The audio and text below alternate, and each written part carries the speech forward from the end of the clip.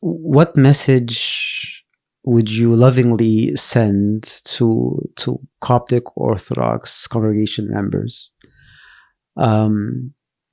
about welcoming others within their parishes, whether it would be culture related, language related, or whatnot? Like, what can we learn that would make us better at welcoming people? Sure. I mean, just keep in mind, you have this gift, this treasure, that's meant to be shared with the entire world. And there's a lot of people that either know of the Christian faith, were brought up in the Christian understanding that may not be Orthodox, that would absolutely love to have what you have, this treasure that is in the Orthodox Church, and so if you're not inviting your neighbor, if you're not inviting, if you're not loving your neighbor as yourself, right? And invite them, no matter what you may perceive that they will think when they walk through the door. Let God do the rest. But then also realize that if you could, when you see someone that walks in that's not Egyptian, that we are very lost in that setting, right? And so welcome them in and invite them in. Teach them what are the traditions of the Orthodox Church. Teach them the difference between the traditions of the culture that you will see when you walk into any Orthodox church, whether that be the Coptic Church, the Syrian Church, and any one of them. Teach them so that they understand what is essential, what is the gifts, and what has just come with time. Yeah.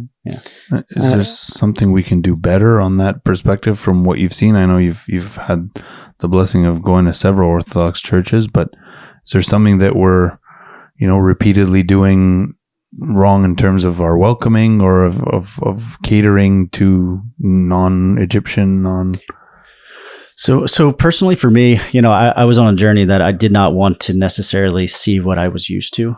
So I appreciated what I saw when I walked into the church, but certainly,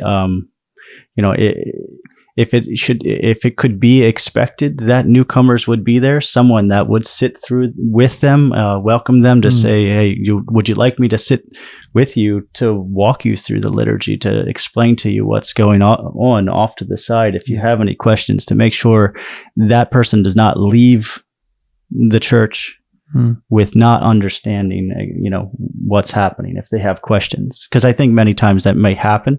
If I was just alone and walked in, if I didn't feel necessarily welcomed, maybe I did not belong there.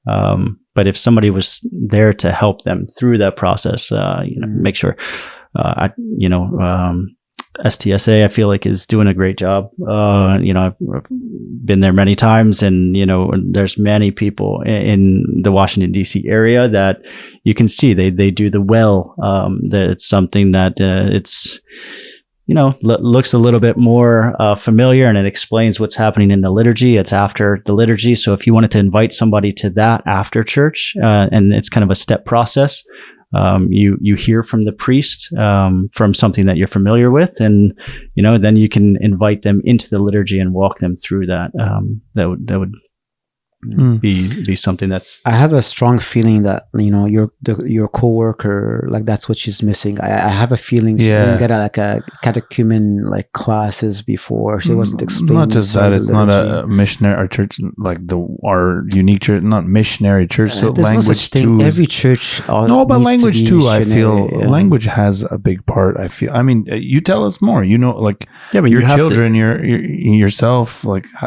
How do you deal with that? If have you walked into a church where the language is not English all around, and how does? Yeah, I mean, if I go to St. Mark's, even here, I don't speak French, right? So that's very, I don't speak Coptic. That's them trying to be accommodating French, if they're speaking French. But I don't necessarily think that you always have to.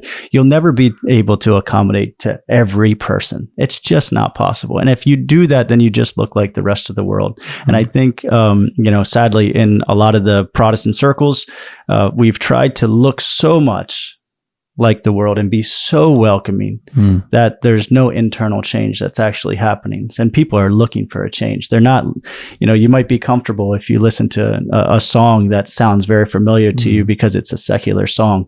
But it's not what people are deep down wanting, that change. When you're looking for that, it'll get you comfortable and make you feel, satisfied for a very short amount of time. But, I think that there's a essence of loving your neighbor as yourself, to walk them through the liturgy and to accept them in, but then also, you don't want to change the core of the message. You don't want to change the beauty and the treasures of what you actually have to just try to identify with every person. Did you find that a barrier, the length of the Eucharist and the liturgy, itself? I not personally, but I have 3 kids.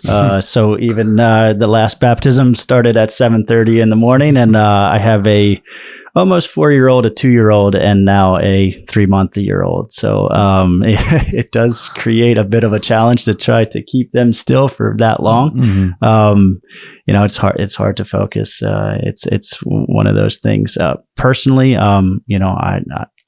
I love that. That's once you start understanding and you're learning, there's a depth that continues to come through that. But yeah, it comes with its challenges for sure. But my kids are learning also. So, and it's humbling, when you have to chase your kid around and you have to humble yourself and know that you don't always have it all together, but we're there. There. We showed up, and so we keep showing up is what I used to say. Keep showing up and expect God to do great things. That's beautiful. Awesome. Yeah. What about Coptic as a language? Are you okay with it? Does it alienate to? He's sitting next to a Coptic Orthodox priest. He's not going to be like, no, down with Coptic, but.